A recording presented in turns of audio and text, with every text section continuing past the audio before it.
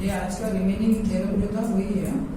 तो देखो हम पढ़ रहे थ्योरम की जो joint equation of two lines, उनका जो जॉइंट इक्वेशन रहता है टू लाइन्स का वो जनरल रहता है प्रूव करना।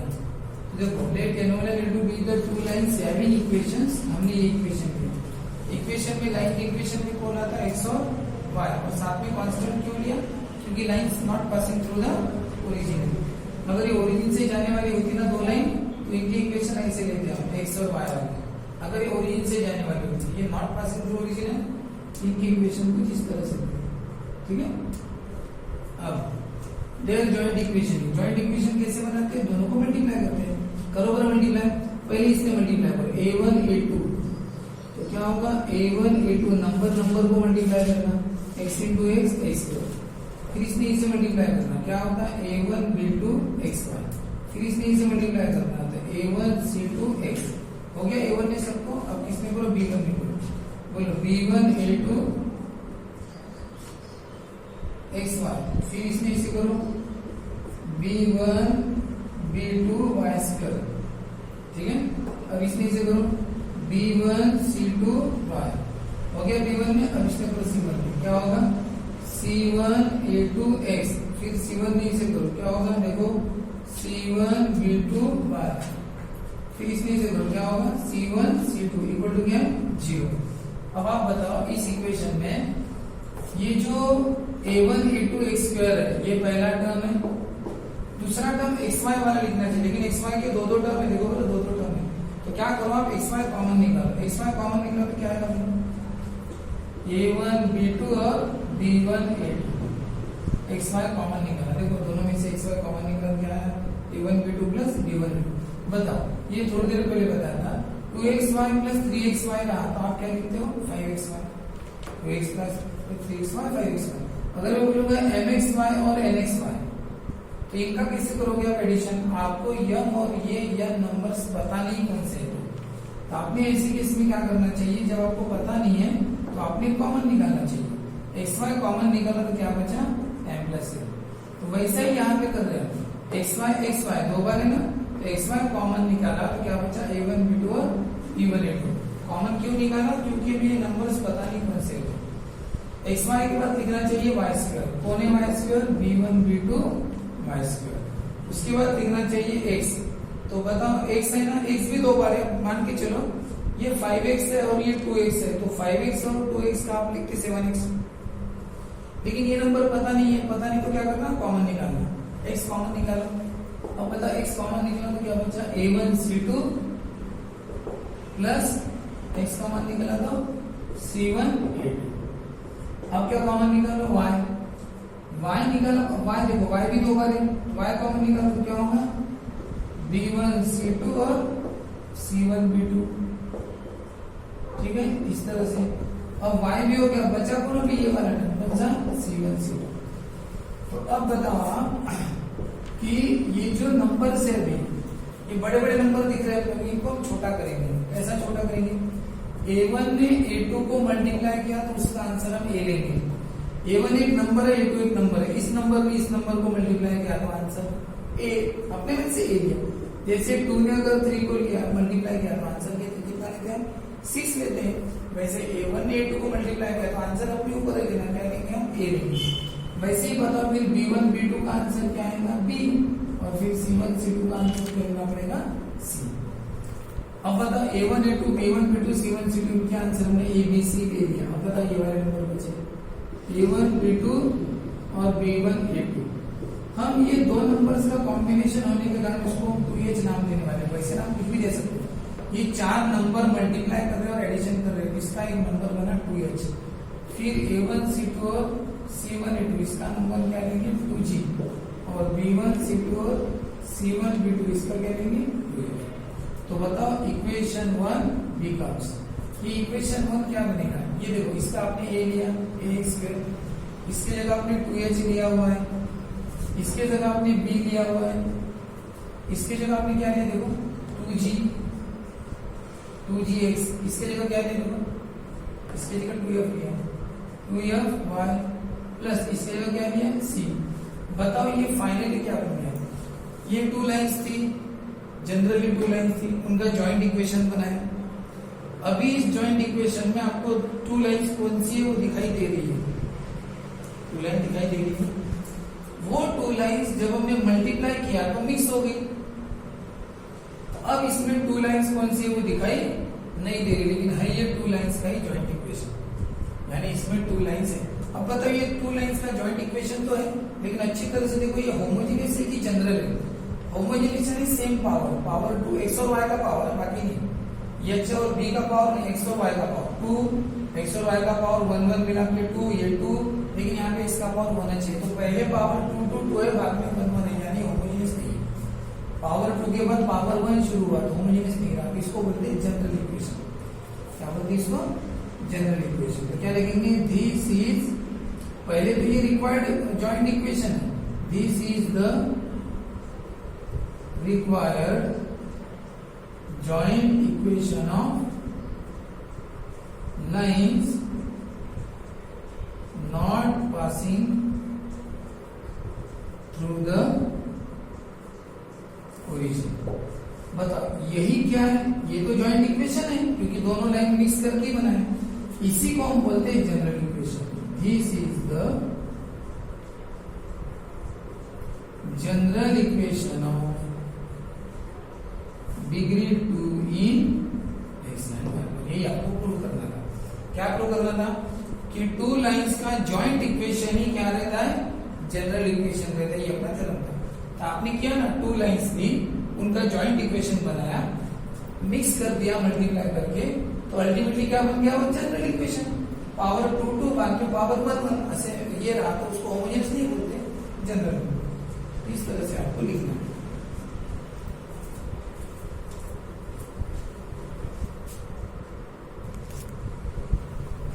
देखिए अभी आपने देखा था general equation of degree 2 in x and y. हाँ, ये जनरल इक्वेशन है 2h x y b y square 2gx।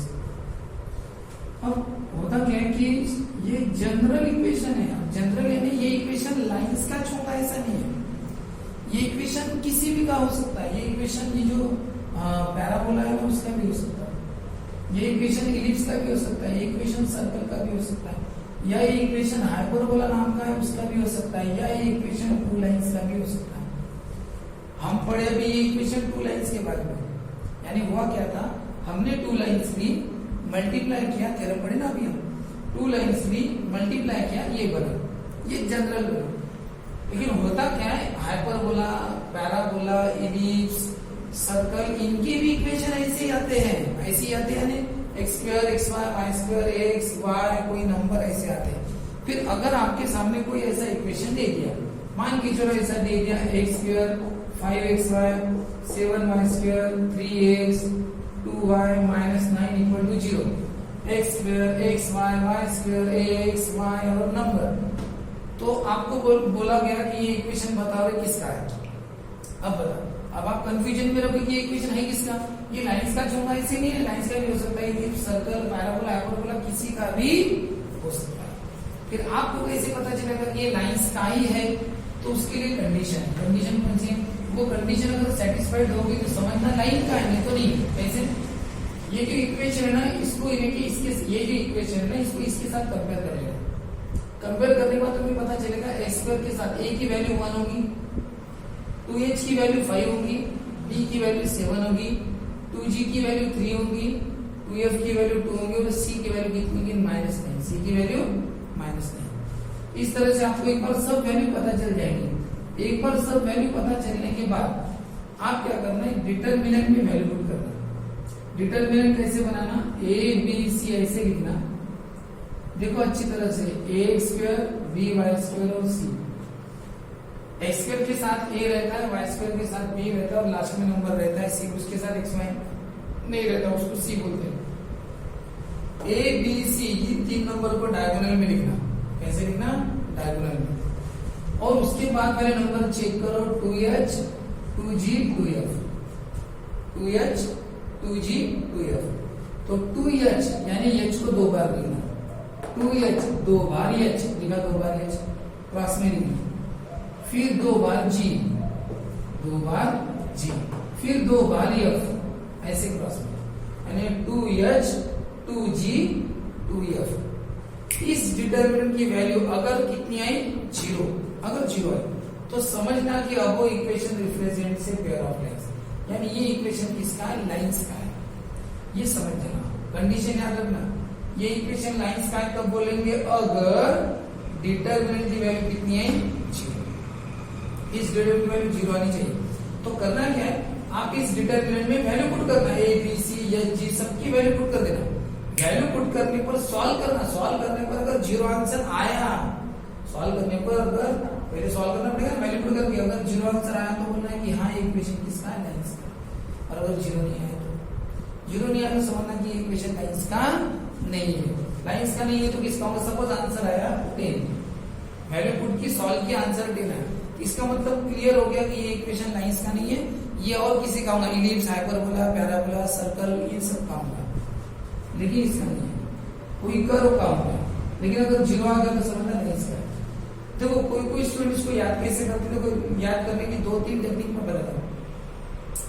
इनमें एबीसी जो रहता है ना वो डायगोनल में लिखना, 2h ऐसे लिखना 2 बार h, फिर 2g है बाद में 2g लिखना ऐसे 2 बार, फिर 2f, फिर ये 2 बार लिखना। इस तरह से लिख देना, ये हो गया एक तरीका याद रखने का। दूसरा तरीका एक सेंटेंस है, सेंटेंस कैसा, an honest girl having beautiful face going for college,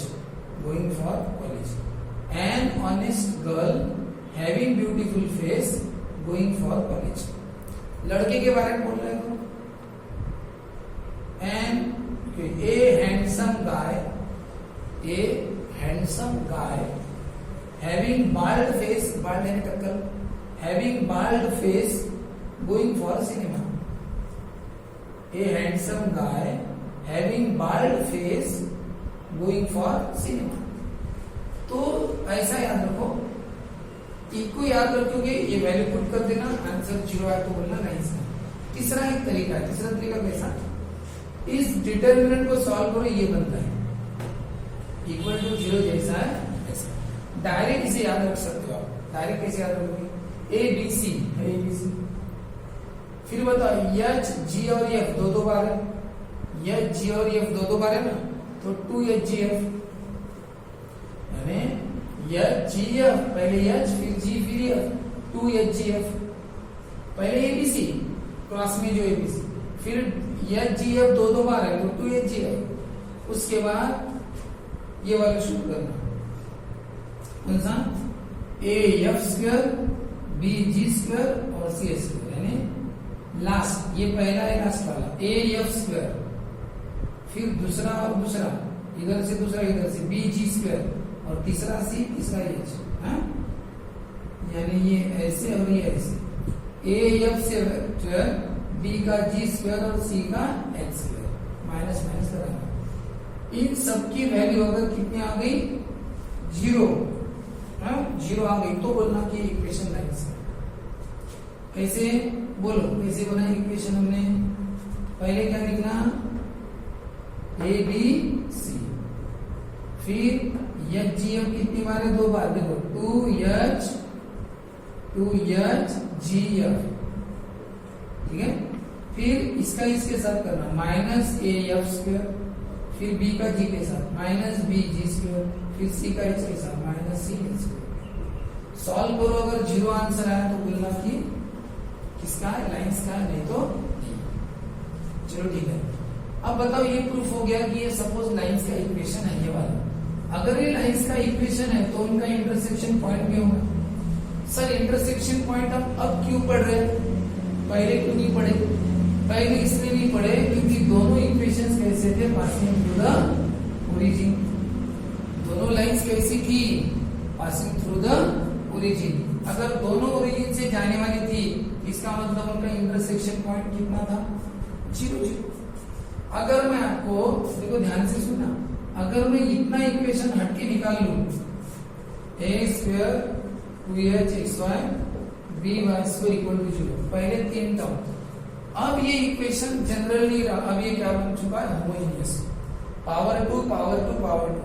और अगर होमोजीनियस है तो गारंटी है कि ये equation opposite lines passing through the origin, x axis और y axis, ये गारंटेड है। यानी याद रखना, अगर होमोजेनियस आया तीन टर्म या दो टर्म हो, अगर होमोजेनियस है पावर टू वाला, समझ जाना गारंटेड वो टू लाइंस है, वो भी two lines passing through the origin है। लेकिन अगर इन तीनों में एक भी टर्म ज्यादा आ गया, एक भी टर्म ज्यादा, यानी इन तीनों के साथ अगर x आ गया, ये नहीं है, या फिर y आया, ये दोनों ये नहीं आया, या फिर c आया, ये नहीं आया, यानी इन तीनों के साथ कोई भी x का टर्म हो या y का टर्म हो या कांस्टेंट कुछ भी आ गया, तीनों की तीनों आए तो भी चलता है, कोई एक आया तो भी चलता है, तो इसके होमोजेनियस में जो है वो खत्म हो जाता है, ये फिर होमोजेनियस नहीं रहता, ये बन जाता है जनरल। और ये जनरल बन जाता है तो अब ये इक्वेशन लाइंस का है, इसकी कोई गारंटी नहीं है, वो जनरल बन गया ना, और जनरल बन गया तो फिर आपको ये मेथड से जाना पड़ेगा, लाइंस का है कि नहीं चेक करना पड़ेगा, ये इसमें वैल्यू पुट करना पड़ेगा, जीरो आया तो बोलना लाइंस का है, नहीं तो नहीं। और एक बात अब बताओ, ये अगर जनरल है तो ये लाइंस कहीं से भी जा सकती है, कहीं से भी जाएंगी, और वो अगर कहीं से भी जाएंगी तो उनका इंटरसेक्शन पॉइंट भी तो कुछ भी हो सकता है। अगर ये ओरिजिन से जा ही नहीं रही है, इधर उधर से जा रही है, हाँ, तो बताओ इंटरसेक्शन पॉइंट क्या होगा, नहीं बता सकते। तो इसलिए इसका फॉर्मूला बना पॉइंट ऑफ इंटरसेक्शन। अगर मैं जनरल नहीं देता ना और ये होमोजेनियस देता, आपको अगर बोला इसका पॉइंट ऑफ इंटरसेक्शन क्या, अगर आपको पूछा बताओ इनका पॉइंट ऑफ इंटरसेक्शन क्या, गौर से देखना, पावर टू समझ लेना कि होमोजेनियस है सेकंड डिग्री वाला। जैसे सेकंड डिग्री होमोजेनियस है पता चला, इसका मतलब ये जॉइंट इक्वेशन है टू लाइंस का, वो भी पासिंग थ्रू ओरिजिन, तो इनका इंटरसेक्शन पॉइंट कनेक्टेड ओरिजिन है, इंटरसेक्शन पॉइंट क्या ओरिजिन। लेकिन इसमें एक भी टर्म ज्यादा आ गया, एक भी टर्म, जैसे अगर इसमें 3x आ गया ज्यादा का, समझ जाना ये होमोजेनियस, ये बन गया जनरल। और जनरल इक्वेशन की लाइंस कहीं से भी पास हो सकती है, इससे उनका पॉइंट ऑफ इंटरसेक्शन कुछ भी हो सकता है, इसलिए उसका फॉर्मूला बनाया हमने पॉइंट ऑफ इंटरसेक्शन का। तो बताओ क्या फॉर्मूला बना है पॉइंट ऑफ इंटरसेक्शन का, HF माइनस, ये सब पहले ABC या GF सब पहले निकाल लेना और फिर इसमें वैल्यू पुट करना, HF minus BG, GH minus AF, AB minus SQ। आपको एक बात बताऊंगी ना, कोइंसिडेंट की कंडीशन थी h स्क्वायर माइनस AB, पहले भी पढ़े, लाइंस कोइंसिडेंट या पैरेलल होने की कंडीशन क्या है, h square minus AB equal to 0। वहां पे उल्टा है, देखो h स्क्वायर माइनस AB भी अभी क्या है AB माइनस x स्क्वायर, थोड़ा सा इस तरीके से याद रखना AB माइनस x स्क्वायर। लेकिन पता ऊपर वाला कैसे याद रखोगे, HF minus BG, GH minus AF। थोड़ा एक काम करो आप, ये जो अगर आप डिटर्मिनेंट याद रखोगे कौन सा ये वाला, तो थोड़ा आपका काम हो सकता है। इस डिटर्मिनेंट में जो बीच की वैल्यू है ना h बाय बी, उसके बाद कौन सा है,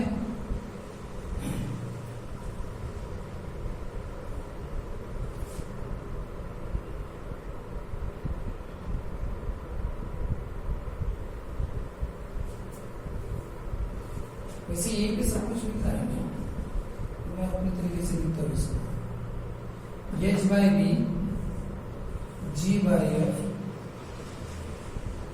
और a बाय h, यानी इनको मैंने ऐसा लिखा, ये h बाय बी, g, ये दोनों लिखी, इसको तीसरे नंबर पे डाल दिया a बाय h को, ठीक है।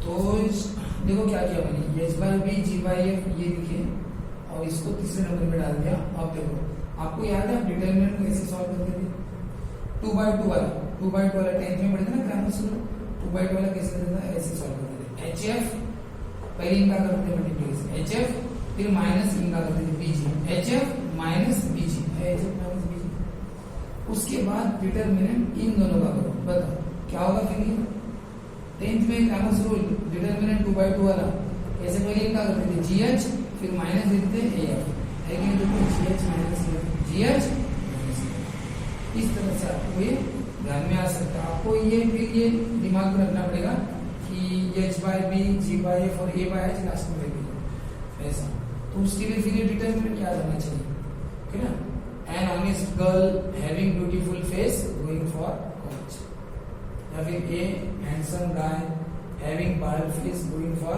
सिनेमा, ऐसा याद रखना पड़ेगा। उसमें जो जोड़ी है h by b, g by f और a बाय h को लास्ट में फिर ऐसा क्रॉस कर दो, HF माइनस BG और GH माइनस A। इस तरीके से आपको ये याद रह सकता है, ठीक है। अब बताओ उसके बाद ये बात हो गई उनके पॉइंट ऑफ इंटरसेक्शन की। इस तरह से आपको उन दो लाइंस का क्या मिलेगा, पॉइंट ऑफ इंटरसेक्शन। इनकी फिगर निकालो ना, ये है दो लाइंस और ये है x1 y1, यानी उन दोनों के बीच का पॉइंट इंटरसेक्शन पॉइंट। अब एक बात बताओ, उन दोनों के बीच तो एंगल भी बनेगा, लाइंस अगर इंटरसेक्ट करें तो एंगल भी बनेगा ना। तो वो जो एंगल बिटवीन टू लाइंस है वो कौन सा है, tan थीटा का फॉर्मूला। ये फॉर्मूला जैसे पहले पढ़े थे वही है, tan theta equal to a square minus ab। हां ये पढ़े थे ना, वही फॉर्मूला यूज करके इनके बीच का एंगल फाइंड आउट करते हैं।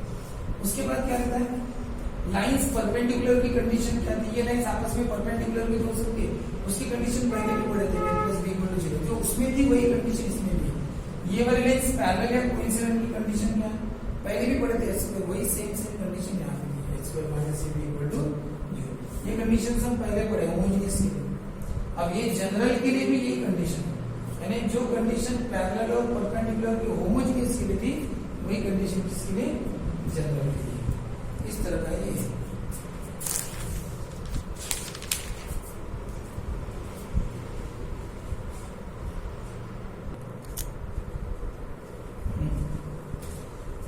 एक प्रॉब्लम पढ़ने वाले हैं हम, शो दैट द इक्वेशन जो है does not represent pair of lines. अब ये बता रहा है कि ये इक्वेशन लाइंस का नहीं है, ये बताओ।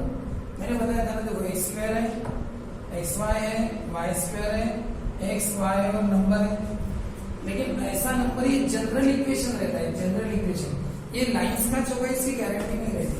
अब देखो उसने क्या कहा, शो दैट ये इक्वेशन डज नॉट, ये लाइंस का नहीं है, ये बताओ। ये और किसी का होगा, लाइंस का नहीं है, कैसे बताओ। ये इक्वेशन लाइंस का होने के लिए कंडीशन क्या बताई थी मैंने, या तो डिटरमिनेंट की वैल्यू 0 चाहिए या इस इक्वेशन की वैल्यू 0। तो बताओ, इसके लिए पहले काम तो करना पड़ेगा, पहले आपको कंपेयर करना पड़ेगा। कंपेयरिंग क्या, x square 2hxy by square, यहाँ तक तो पड़ेगा, फिर 2gx 2fy plus c equal to 0। बोलो x स्क्वायर के साथ कौन है a, तो a की वैल्यू कितनी हुई 1, xy के साथ कौन है 2h, इधर xy के साथ कौन है 3, तो h की वैल्यू 3/2।